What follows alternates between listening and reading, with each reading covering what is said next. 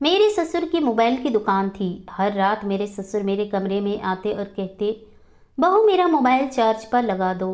और फिर अगली सुबह वो मोबाइल लेने आते तो उसको चूम चूम कर रखते।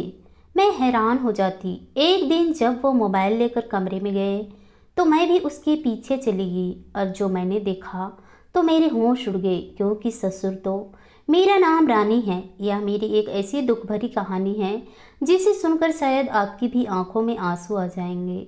कभी कभी कुछ बातें ऐसी होती है जो हमें समझ नहीं आती, बेमतलब और बिल्कुल अधूरी बातें होती है, मगर उन बातों के पीछे बहुत गहरे राज छुपे होते हैं। एक अधूरी बात के पीछे एक पूरी कहानी छुपी हुई होती है। कुछ ऐसा ही मेरे साथ भी हुआ था।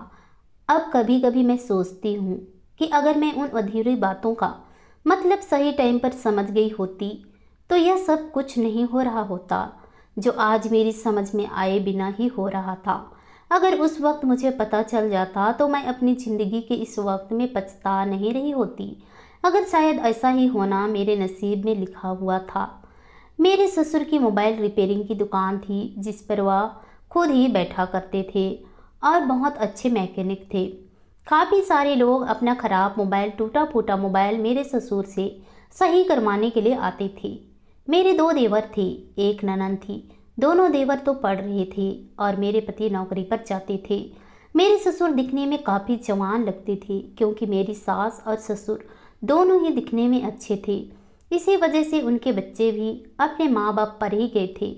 मेरे ससुर काफ़ी हट्टे कट्टे थे, किसी भी तरह से चार जवान बच्चे के बाप नहीं लगते थे।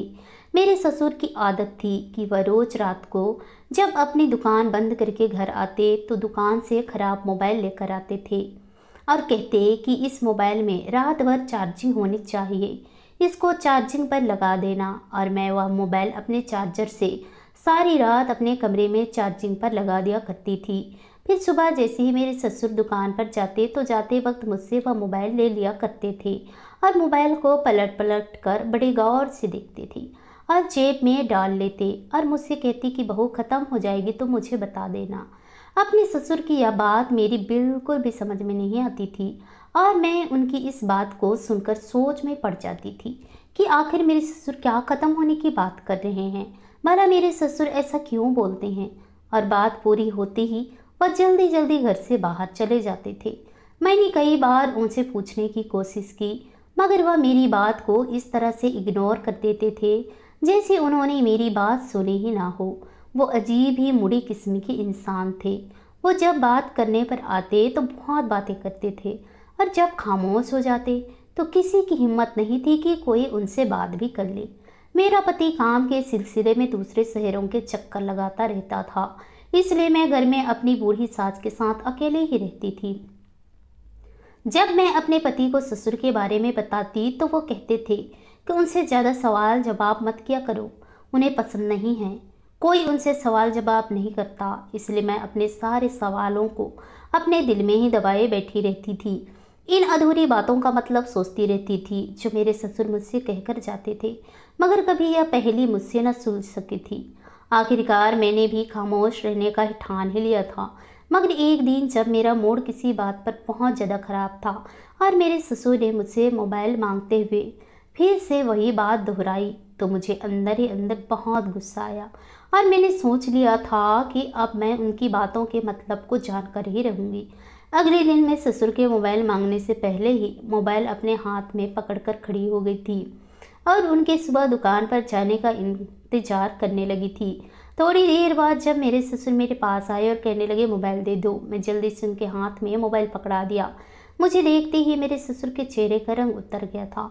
उनके चेहरे के तनाव को मैं नोट नहीं कर पा रही थी और वो अपनी बात कहकर बाहर जाने के बजाय अपने कमरे में चले गए थे। मैं सोचने लगी कि क्या हुआ है।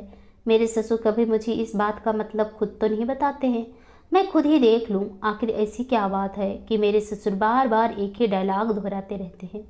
मैं तेज तेज कदमों से अपने ससुर के पीछे उनके कमरे तक पहुंच गई थी और कमरे के दरवाजे से मुझे झांक कर देखा तो जैसे ही मैंने कमरे के अंदर देखा तो मेरे पैरों तले से जमीन निकल गई, क्योंकि मेरे ससुर तो कमरे के अंदर कुछ ऐसा कर रहे थे जिसे देखकर मेरे होश उड़ गए थे। मैंने जो देखा उसे देखकर मेरे होश तो काबू में ही नहीं थी। अचानक मेरे ससुर की नज़र दरवाजे पर पड़ी और उन्हें पता चल गया कि मैं उनको देख रही हूँ। लाल आंखें लिए गुस्से में मुझे घूर रहे थे। उनकी लाल आंखों से मुझे बहुत डर लगने लगा था। मैं फौरन भागकर अपने कमरे में आ गई और कमरे के अंदर आते ही मैंने दरवाज़ा बंद करके अंदर में से कुंडी लगा ली। तभी मेरे कमरे का दरवाज़ा ज़ोर ज़ोर से बजने लगा और मुझे बहुत डर लग रहा था। डर की वजह से मेरा पूरा जिस्म काँप रहा था, लेकिन दरवाज़ा ज़ोर ज़ोर से बज रहा था। इससे पहले कि दरवाज़ा टूट जाता, मैं फ़ौरन ही डरते डरते उठकर दरवाजे की तरफ गई। जैसे ही मैंने दरवाज़ा खोला तो देखकर मेरे पैरों तले से ज़मीन निकल गई। मैं 5 साल की थी जब मेरे माँ बाप की मौत हो गई थी। हम 2 भाई बहन थे। उस वक्त मेरे बड़े भैया की उम्र 10 साल थी जब हमारे माँ बाप हम दोनों बहन भाई को छोड़कर चले गए थे। काफ़ी सालों तक हम दोनों बहन भाई अपनी नानी के घर पर रह रहे थे। उसके बाद मेरे भैया की शादी हो गई और उन्होंने अपनी कमाई से एक अलग घर खरीद लिया जिसमें हम 3 लोग रहते थे, मैं, भैया और भाभी। भैया भाभी का रवैया मेरे साथ बहुत अच्छा रहता था। मेरी भाभी भी बहुत अच्छी थी और हमेशा उन्होंने मुझे अपनी बहनों जितना ही प्यार दिया था। मैं बहुत ज़्यादा खूबसूरत थी और मेरी पढ़ाई भी पूरी हो गई थी।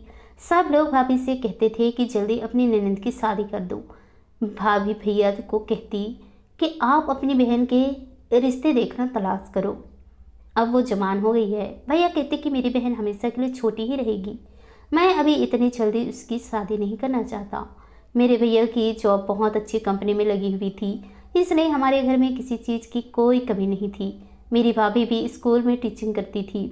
दोनों मियाँ बीवी कमाते थे। मेरी दोस्ती अपने कॉलेज की ही एक लड़के के साथ हो गई थी और वो मेरे रिश्ते में था। वो कुछ दिन तक तो मेरा दोस्त रहा। उसके बाद हम दोनों की दोस्ती प्यार मोहब्बत तक पहुंच गई थी। उस लड़के का नाम राकेश था। मैं राकेश को बहुत ज़्यादा पसंद करने लगी थी और वह भी मुझे बहुत ज़्यादा पसंद करता था। वह एक गरीब फैमिली से था और उसकी फैमिली किराए के घर में रहती थी, जबकि मेरे भाई भाभी दोनों ही कमाने वाले थे और हमारे घर में किसी चीज़ की कोई कमी भी नहीं थी। मेरी ज़िंदगी बहुत अच्छी गुजर रही थी। मेरे भैया भाभी मेरे लिए अमीर फैमिली का रिश्ता ढूंढ रहे थे। उनका कहना था कि लड़की की जॉब अच्छी होने के साथ साथ उनकी फैमिली और घर भी बड़ा होना चाहिए ताकि उनकी बहन को किसी तरह की कोई कमी ना हो। मैं राकेश से ही शादी करना चाहती थी, पर राकेश तो किराए के घर में रहता था और ना ही उसकी जॉब लगी हुई थी। वह कभी भी पैसों के लिए कोई भी काम पर कर लिया करता था। कहते हैं ना कि प्यार अंधा होता है, इसलिए मुझे भी कुछ ऐसा ही वाला ही प्यार हो गया था। जब मैं छोटी थी और हम दोनों भाई बहन नानी के घर पर रहते थे तो हमारे नाना नानी ने हम दोनों भाई बहन का बहुत ख्याल रखा था। मेरी माँ नाना नानी की इकलौती लाडली बेटी थी। माँ पापा का जब एक्सीडेंट हुआ तो हम दोनों भाई बहन को अकेला छोड़ गए। मैं तो बहुत ज़्यादा छोटी थी, इसलिए मुझे मालूम भी नहीं था कि मेरा कितना बड़ा नुकसान हो चुका है, जबकि मेरे भैया को काफ़ी होश था और मेरे भैया बचपन से ही समझदार थे। मैं अपने माँ पापा को बहुत याद करके रोती रहती थी और जब भैया ने अपनी जॉब के बाद अपनी ही कमाई से अपना अलग घर खरीद लिया तो उन्होंने शादी की और हम लोग नाना नानी का घर छोड़कर अपने नए घर में शिफ्ट हो गए थे। भैया ने तो मुझे कभी माँ बाप की कमी महसूस तक होने नहीं दी थी। उन्होंने बचपन से ही मेरा बहुत ख्याल रखा था और अब भाभी भी मुझे ऐसी ही मिल गई थी जो मुझे बहुत ज़्यादा प्यार करती थी।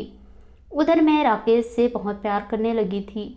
हम दोनों चोरी छुपके एक दूसरे से रोज़ मिलते थे। मैं घर से किसी न किसी बहाने से निकल जाती और राकेश मुझे बाइक पर खूब घुमाता था। मैं उससे कहती कि तुम जल्दी ही अपना रिश्ता मेरे घर भेज दो, क्योंकि मेरे भैया भाभी मेरे लिए रिश्ता तलाश कर रहे हैं। पर राकेश को तो कोई फ़र्क ही नहीं पड़ता था। मैं जब घर जाती तो भाभी मुझे बताती कि भैया ने तुम्हारे लिए रिश्ता देख लिया है, लड़का बहुत अच्छा है, पढ़ा लिखा है। मैं राकेश से जीत की और कहा कि अगर वह रिश्ता नहीं भेजता है तो मेरे भाई और भाभी मेरी शादी कहीं और करवा देंगे। मेरी जिद करने पर राकेश ने कहा कि तुम्हारे भैया भाभी अभी भी मेरे रिश्ते के लिए राजी नहीं होंगे, क्योंकि ना तो मेरी कोई जॉब है और ना ही मेरा अपना मकान है। तुम तो अपने घर में रानियों की तरह रहती हो। भला तुम्हारा भाई कभी नहीं चाहेगा कि वो एक ऐसी सड़क छाप लड़के के हाथ में अपनी बहन का हाथ दे दे। मैंने कहा अच्छा ठीक है, मैं अपने भैया भाभी को समझाने की कोशिश करती हूँ। मुझे उम्मीद है तुम्हारी नौकरी लग जाएगी तो भैया भाभी शादी तुम्हारे साथ जरूर कर देंगे। मेरे भैया भाभी ने मेरी हर ख्वाहिश को पूरा किया था, इसलिए मुझे उम्मीद थी कि वह राकेश के लिए भी मान जाएंगे। राकेश और मैं काफ़ी रात तक एक दूसरे से फ़ोन पर बातें करते रहते थे। उसके बिना मैं रह नहीं सकती थी और ना ही किसी और से शादी कर सकती थी। हम फ़ोन पर बातें करते और अपनी आने वाली ज़िंदगी के बारे में खूबसूरत ख्वाब देखते रहते थे। राकेश को अपनी जॉब लगने तक का इंतज़ार था, फिर हम दोनों शादी कर लेते। एक दिन मैं राकेश से फ़ोन पर बातें कर रही थी और अपने कमरे के दरवाजे को अंदर से लॉक करना भूल गई थी। भैया किसी काम से अपने कमरे से बाहर निकले थे। जब उन्होंने गौर किया कि मेरे कमरे का दरवाज़ा खुला हुआ है तो उन्होंने कमरा बंद करने के बारे में सोचा। वह कमरे का दरवाज़ा बंद नहीं कर रहे थे, तभी उन्हें ऐसा महसूस हुआ जैसे मैं किसी से बात कर रही हूँ। मैं राकेश से बातें कर रही थी। भैया ने मेरी और राकेश की बातें सुन ली थी। भैया ने फ़ौरन ही मेरे हाथ से फ़ोन छीन लिया। अब पूछा कि मैं आधी रात को फ़ोन पर किससे बात कर रही हूँ। अब मैं भैया से कुछ भी नहीं छुपा सकती थी, इसलिए मैंने उनको अपने और राकेश के बारे में सब कुछ बता दिया। भैया ने मुझे बहुत डांटा था और मेरा मोबाइल भी छीन कर अपने पास रख लिया था। भैया से मुझे बहुत डर लग रहा था। 1-2 दिन तक तो मैं अपने कमरे से बाहर भी नहीं निकली थी। मैं राकेश से बात करने की तलाश में थी, पर मेरा मोबाइल तो भाई ले चुके थे और शायद उन्होंने मेरे मोबाइल नंबर को बंद कर दिया था। भैया भाभी को जब मेरे इस अफेयर के बारे में पता चला तो उन्होंने राकेश की सारी मालूमात निकाली और उनके बारे में उनको सारी मालूमात मिल चुकी थी और उन्होंने हमारे इस रिश्ते के लिए सख्त इनकार कर दिया, क्योंकि मेरे भैया हमेशा से ही चाहते थे कि मेरी शादी किसी अमीर खानदान में हो, जबकि राकेश के पास तो कुछ भी नहीं था। मेरे भैया ने कहा कि तुम्हारी शादी राकेश के साथ नहीं हो सकती। मैंने भैया से बहुत जिद की और कहा कि एक बार आप राकेश से मिलकर तो देखो, लेकिन भैया ने मेरी एक ना सुनी और ना ही मुझे राकेश से मिलने दिया और भैया ने मेरा मोबाइल अपने पास भी रख लिया था। मेरा घर से बाहर निकलना भी बंद कर दिया। भाभी का भी यही कहना था कि अब तुम्हें मोबाइल नहीं दिया जाएगा, ना ही घर से बाहर निकलने दिया जाएगा, कहीं तुम उस लॉफर के साथ बात न कर लो। मैं बहुत ज़्यादा परेशान हो गई थी कि राकेश मेरी कॉल का इंतज़ार कर रहा होगा और सोच रहा होगा कि पता नहीं मैं उससे क्या बात क्यों नहीं कर रही हूँ। लेकिन उसे क्या पता कि मेरे घर में कितनी बड़ी मुश्किल हो गई है। भाई भाभी ने मेरा रिश्ता पक्का कर दिया और अब वो जल्द ही मेरी शादी करने वाले थे और अभी तक मेरा बात उनसे नहीं हो पा रहा था। इसे इस बारे में कुछ भी नहीं पता था कि मेरा रिश्ता तय हो चुका है और मैं इतनी बड़ी मुश्किल में फंस चुकी हूँ। मुझे अपने भैया से यही शिकायत थी कि एक बार उन्हें राकेश से मिल तो लेना चाहिए था, उसके बाद वह जैसा भी फैसला करते मुझे मंजूर था। लेकिन उन्होंने तो मेरी एक न सुनी। मैं बहुत ज़्यादा रो रही थी और उनका रवैया तो मेरे साथ बिल्कुल दुश्मनों के जैसा हो गया था। उन्होंने मेरे चेहरे से भी नफरत होने लगी थी। उनका कहना था कि मैंने तुम पर बहुत भरोसा किया, मुझे नहीं पता था कि तुम मेरी पीठ पीछे मेरे भरोसे को इस तरह से तोड़ रही हो। क्या किसी से मोहब्बत करना अपने भाई के भरोसे को तोड़ने के बराबर होता है? मैंने अपने भैया का कोई भरोसा नहीं तोड़ा था। मैं तो राकेश से सच्ची मोहब्बत करती थी। हम दोनों अपनी इस लव स्टोरी को शादी तक लेकर जाना चाहते थे, लेकिन भैया तो मेरी किसी बात को सुनने के लिए तैयार ही नहीं थे। वो बहुत मेहनती लड़का था। वो काफ़ी टाइम से अपनी जॉब ढूंढ रहा था। अगर उसकी जॉब लगी हुई होती तो जरूर भैया मेरा राकेश के साथ रिश्ता तय कर देते, लेकिन भैया ने जिससे मालूमात निकलवाई थी उसने उनको सब कुछ बता दिया था और कहा था कि यह लड़का कुछ नहीं करता, बेरोजगार है, इसकी तो कहीं पर भी नौकरी भी नहीं लगी हुई है और घर भी किराए का है। बस यही सारी बातें मेरे भैया के दिल को लग गई थी और उन्होंने फैसला किया था कि वह किसी भी हाल में मेरी शादी राकेश से नहीं होने देंगे। भैया भाभी मुझ पर बहुत कड़ी निगरानी रखने लगे थे। मुझे खाना नाश्ता भी कमरे के अंदर ही दिया जाता था। उन्हें डर था कि कहीं मैं दोबारा से राकेश से बात ना करूं और इस घर से ना भाग जाऊं। मैं बहुत रोने लगी थी। दिन रात मेरा रो रो कर गुजर रहा था।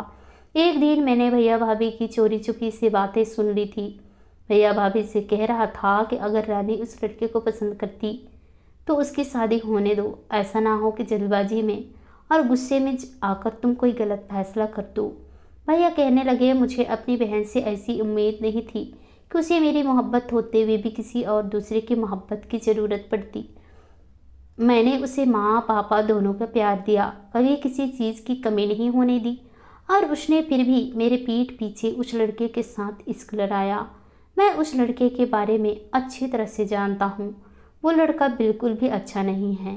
अगर वो लड़का हमारी रानी के लिए परफेक्ट होता तो मैं खुद उसकी खुशी खुशी शादी करवाता। मैं नहीं चाहता कि मेरी बहन सारी जिंदगी दुखों के साथ गुजारे। लव मैरिज के चक्कर में वह अपने ही पैर पर कुल्हाड़ी मार ले। मुझे पता है जब उसकी शादी हो जाएगी तो वो अपने घर में खुशी खुशी एडजस्ट हो जाएगी और अपने इस पुराने अफेयर को भूल जाएगी। भाभी कहने लगी, अच्छा तो फिर जहाँ तुमने रानी का रिश्ता तय किया है वो लोग कैसे हैं? भैया कहने लगे, वो लोग बहुत अच्छे हैं। लड़का बहुत पढ़ा लिखा है और हमारी रानी को हमेशा खुश रखेगा। उसकी फैमिली भी बहुत पढ़ी लिखी है और स्टैंडर्ड है। मैं रोते हुए अपने बिस्तर पर आकर लेट गई थी और हद से ज़्यादा रोने लगी थी। रो रो कर मेरी आँखें भी सूज चुकी थी। मैं आज अपने माँ बाप को बहुत याद कर रही थी कि अगर आज मेरे माँ पापा जिंदा होते तो वह मेरी बात को सुनते और समझने की कोशिश भी करते कि मैं राकेश से कितना प्यार करती हूँ। भैया तो कुछ भी समझने के लिए तैयार ही नहीं है।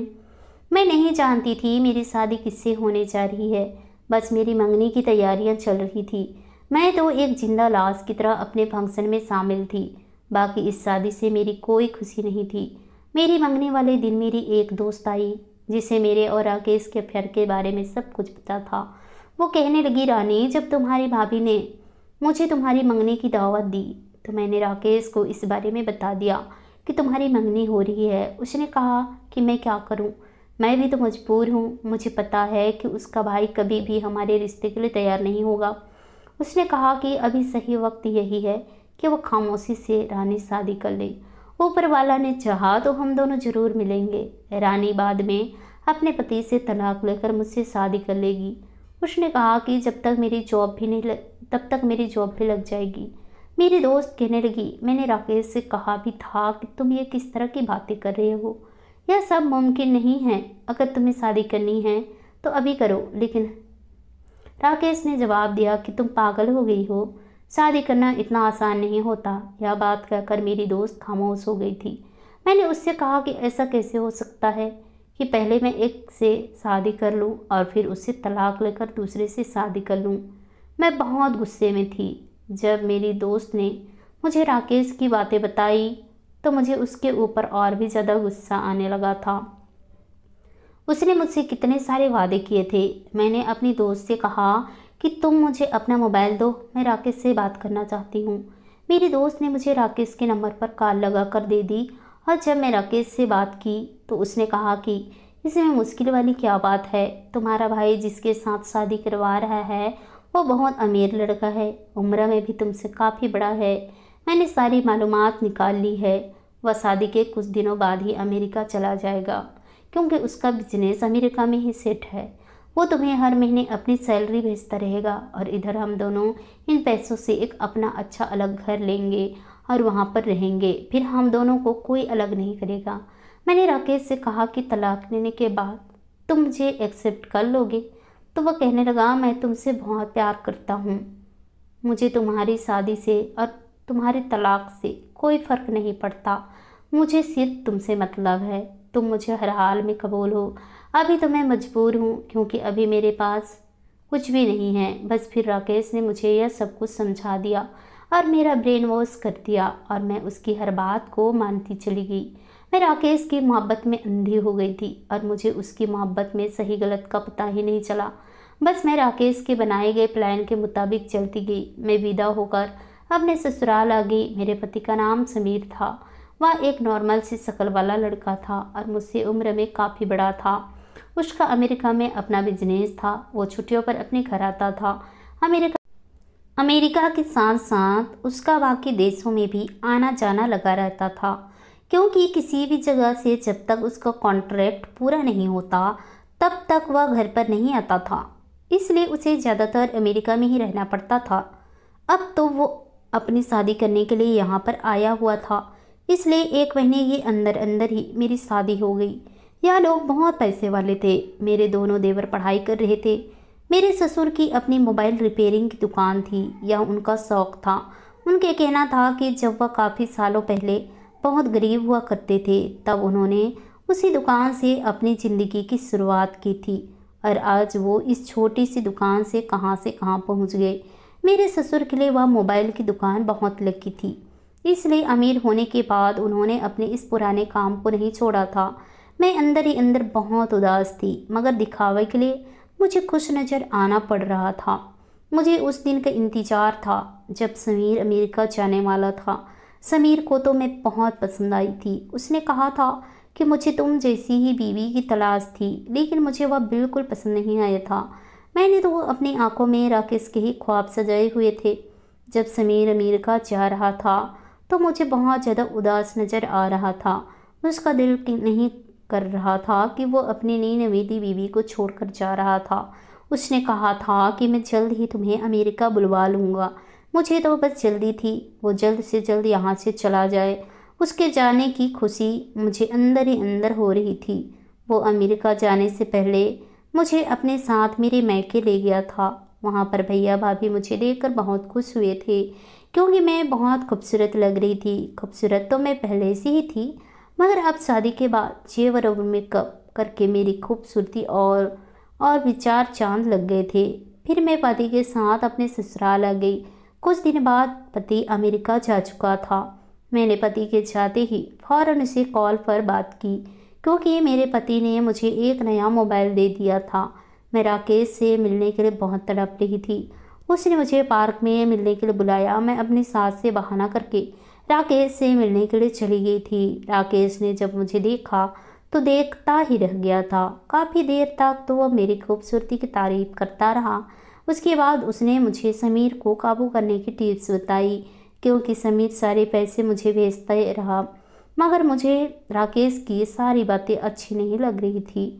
आहिस्ता आहिस्ता राकेश मुझसे किसी न किसी बहाने से पैसे मांगने लगा था। मैं घर पर रहकर अपने कमरे में ही राकेश से फ़ोन पर बातें करती रहती थी। एक दिन मेरे ससुर ने अपनी मोबाइल शॉप से वापस आकर मुझे अपनी दुकान से ख़राब मोबाइल रखकर कहा कि अपने कमरे में उसे चार्जिंग पर लगा दो। मैंने उसे संभाल कर सारी रात के लिए चार्जिंग पर लगा दिया था। अगली सुबह मेरे ससुर ने मुझसे वह मोबाइल मंगवाया और जैसे ही मैंने उन्हें मोबाइल दिया तो मेरे ससुर मोबाइल को पलट पलट कर देखने लग गए और उन्होंने मोबाइल को जेब में डाल दिया। तो कहने लगे कि बहू, जब ख़त्म हो जाए तो मुझे बता देना। यह बात मेरी कुछ समझ नहीं आई थी कि मेरे ससुर क्या कहना चाहते हैं। अपने ससुर की बात सुनकर तो मैं सोच में पड़ जाती थी। अब रोज़ ऐसा ही होने लगा था। हर दिन मेरे ससुर मुझसे यही बात कहते थे और मुझे समझ नहीं आता था कि क्या ख़त्म हो जाए तो मैं अपने ससुर को बता दूं। एक दिन मैंने मोबाइल को किचन में ही लाइट मोड बोर्ड पर उसको चार्जिंग पर लगा दिया था और जब अगली सुबह मेरे ससुर मोबाइल मांगने के लिए आए तो मैंने किचन से लाकर उनका मोबाइल उनके हाथ में पकड़ा दिया। यह देख कर कि वह मोबाइल किचन से लेकर आई हूँ, मेरे ससुर के चेहरे का रंग उड़ गया था। फौरन बाहर जाने की बजाय सीधा अपने कमरे में चले गए। मैं दबे पांव उसके पीछे पीछे गई तो दरवाजे से झांक कर देखा। जो मैंने देखा उसे देखकर तो मेरे पैरों तले से ज़मीन निकल गई, क्योंकि मेरे ससुर जिस मोबाइल को ख़राब कर मुझे देते थे वह मोबाइल ख़राब नहीं बल्कि बिल्कुल ठीक होता था और मेरे ससुर उस मोबाइल को इस्तेमाल कर रहे थे। उन्होंने जैसे ही मोबाइल को ऑन किया मेरे तो पैरों तले से ज़मीन निकल गई। ऐसा लग रहा था जैसे वह कोई मोबाइल नहीं बल्कि मेरे लिए कोई इतनी बड़ी चीज़ है जिसके होने से मेरी ज़िंदगी में बहुत सारी मुसीबतें आ सकती है। मेरे ससुर जब मुझे मोबाइल चार्ज पर लगाने के लिए देते तो वह मुझसे कहते कि ये कस्टमर का ख़राब मोबाइल है, इसे अपने कमरे में सारी रात के लिए चार्जिंग पर लगा दो। मैं उसके कहने के मुताबिक मोबाइल को चार्ज पर लगा देती थी, लेकिन असल में वह मोबाइल ख़राब नहीं होता था, जबकि वह तो बिल्कुल ठीक होता था और मेरे ससुर उसका वॉइस रिकॉर्ड ऑन करके मुझे मोबाइल दिया करते थे और मैं मोबाइल को चार्जिंग पर लगाकर अपने कमरे में बिजी हो जाती थी, जिससे मेरे कमरे में होने वाली मेरी बातें आसानी से उस मोबाइल में रिकॉर्ड हो जाती थी। इसका मतलब था कि मेरे ससुर मेरी सारी बातें सुनते थे। मैं जो रोज़ राकेश से बातें करती थी वो सारी बातें भी उनको पता थी। जो राकेश रोज़ मुझसे पैसे मांगता था वो सारी बातें मेरे ससुर सुनते थे। मैं यह सोच सोच कर बहुत डर जाती थी। राकेश अब मुझे रोज़ रोज़ पैसे मांगा करता था। मैं राकेश के रोज़ रोज़ की इस आदत से बहुत तंग हो चुकी थी। अगर घर में किसी को हमारे बारे में पता चल जाता कि मैं राकेश को रोज़ दिन पैसे देती हूँ, मेरा क्या इज्जत रह जाना था। मैं तो किसी को मुंह दिखाने को लायक नहीं होती। समीर की जब भी कॉल आती थी मैं किसी न किसी तरह बहाना करके उससे बात नहीं करती, थोड़ी थोड़ी बात करके रख देती थी। मगर मुझे अब महसूस हो रहा था कि राकेश लालची है, मगर अब मैं उससे पीछा छुड़ाना चाहती थी तो उसने मुझे ब्लैकमेल करना शुरू कर दिया। अब उसे पता चल चुका था कि मैं उससे अब तंग रहने लगी हूँ और मैं बेवकूफ़ कितनी बड़ी थी यह जान चुकी थी। इसलिए मेरे भैया मुझे राकेश से दूर रखने की कोशिश कर रहे थे। मैं तो मोहब्बत में अंधी थी, इसलिए मुझे वह अच्छा लगता था। लेकिन राकेश तो मुझे बहुत घटिया और लालची इंसान था। वह मुझसे मोहब्बत नहीं करता था बल्कि वह मेरे पैसे से मोहब्बत करता था। लेकिन मेरे भैया को सब कुछ उसके बारे में पता था। अब राकेश मुझे ब्लैकमेल करने लगा था। मैं उसके धमकियों से बहुत ज़्यादा डरने लगी थी, मगर इस बारे में मैं किसी को नहीं बता सकती थी। या तो मेरे लिए सम के मारे डूब मरने वाली जैसी बात थी। मेरे ससुर को मेरे बारे में सब कुछ पता था। उन्होंने मेरी और राकेश के बीच होने वाली सारी बातें सुन लिया था। शायद उन्हें पहले से ही मुझ पर शक था, इसलिए मेरे ससुर ने मेरी बातें सुनने के लिए यह सब हरकत किया था। मेरे ससुर मुझे देख लिया था कि मैं दरवाजे पर खड़ी थी। मैं हैरान फौरन कमरे के अंदर आ गई और कमरे का दरवाज़ा अंदर से बंद कर दी। मेरे अंदर आते ही ससुर दरवाज़ा ज़ोर ज़ोर से बजाने लगा। मजबूरन मुझे दरवाज़ा खोलना ही पड़ा। अगर मैं दरवाज़ा नहीं खोलती तो सारे घर वालों को पता चल जाता और इकट्ठे हो जाते। मैं अपने ससुर को देखकर बहुत ज़्यादा डर गई थी। मेरे ससुर मेरे कमरे के अंदर आ चुके थे और उन्होंने कहा कि मैं तुम्हारे बारे में सब कुछ जान चुका हूँ। तुम मेरे बेटे के साथ शादी होने के बावजूद भी किसी दूसरे लड़के के साथ रिश्ते में हो, और मेरा बेटा जो मेहनत करके तुम्हें पैसे भेजता है वह सारे पैसे तुम अपने बॉयफ्रेंड के को दे देती हो। मुझे शुरू शुरू ही शक हो गया था, इसलिए मोबाइल का रिकॉर्ड ऑन करके खराबी का बहाना करके तुम्हें धोखे से चार्जिंग में लगाने के लिए दे दिया करता था। अब तुम्हारी बातें सुनने के बाद मेरा शक अब यकीन में हो चुका था। मुझे सब कुछ मालूम हो गया था कि तुम मेरे बेटे के पैसे अपने बॉयफ्रेंड में उड़ा रही हो। तभी तो मैं अपने मोबाइल ले जाते वक्त कहता कि सब खत्म हो जाए तो मुझे बता देना, ताकि तुम यह सब उलझन में रहो कि मैं तुम्हें किस चीज़ के बारे में बात कर रहा हूँ। इस तरह से तुम उठाए हुए गलत कदम को रोक लो, मगर ऐसा नहीं हुआ। उस लड़के से तो मैं खुद निपट लूँगा, बस तुम मुझे खुश कर दो। अपने ससुर की घटिया बातें सुनकर मैं हैरान रह गई थी। दिल कर रहा था कि मैं उसे मार डालूं। वह इतना गिरा हुआ था, इसलिए तो वह मेरी जासूसी में लगा हुआ था कि उसकी मुझ पर बुरी नज़र थी। मुझे तो बहुत गुस्सा आ रहा था। दिल कर रहा था उसे एक ज़ोरदार थप्पड़ मारूं। मैंने उसे याद दिलाया कि मैं उसकी बेटी के समान हूँ और उसके बेटे की बेबी हूँ और इस घर की इज्जत हूँ। वह मुझे लगातार धमकाने लगा था, कहने लगा कि अगर तुम मेरा बात नहीं मानी तो मैं तुम्हारा यह रिकॉर्डिंग समीर को बता दूंगा और वह तुम्हें हाथ पकड़कर धक्के मार कर फिर से बाहर निकाल देगा और तुम्हें फूटी कौड़ी भी नहीं देगा। अपने ससुर की बात से मैं बहुत परेशान रहने लगी थी। खाना पीना भी छोड़ दिया था। मैंने उससे कोई बात गलत रिश्ता नहीं बनाया था। मैं अब बहुत परेशान रहने लगी थी। मुझे कुछ भी समझ में नहीं आ रहा था कि मैं क्या करूं। अगर भैया भाभी को पता चल जाता तो मेरे भैया तो मुझे जान से ही मार डालना था। इधर मेरे ससुर मुझे ब्लैकमेल करता रहता था। अब डर से मैं रात को मेरी ननद के साथ सो जाती थी। एक दिन मेरी ननद बर्थडे पार्टी में अपनी फ्रेंड के यहाँ गई थी, तो मैंने ननद के कमरे में अकेली ही सो रही थी कि ससुर ने दरवाज़ा बचाया तो मैं समझी कि मेरी ननद आ गई होगी। जैसे मैंने दरवाज़ा खोला तो मेरे ससुर अंदर आ गए और दरवाज़ा बंद कर दिया। उसके बाद वह मेरे साथ गलत गलत हरकत करने लगे, लेकिन उतने में ही मेरी ननद आ गई और अपने बाप की सारी करतूत उसके सामने खुलकर आ गई थी।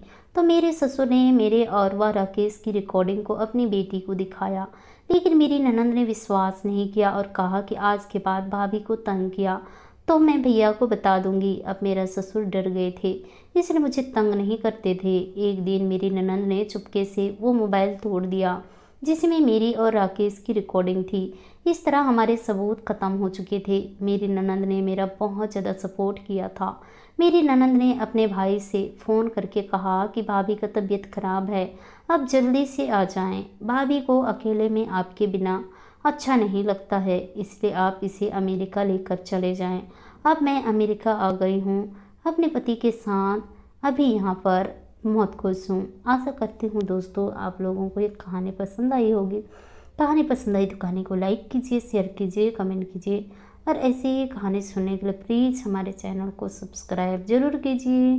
तो चलिए दोस्तों, मिलते हैं नेक्स्ट किसी नई कहानी के साथ। तब तक के लिए बाय बाय, अपना ख्याल रखिए।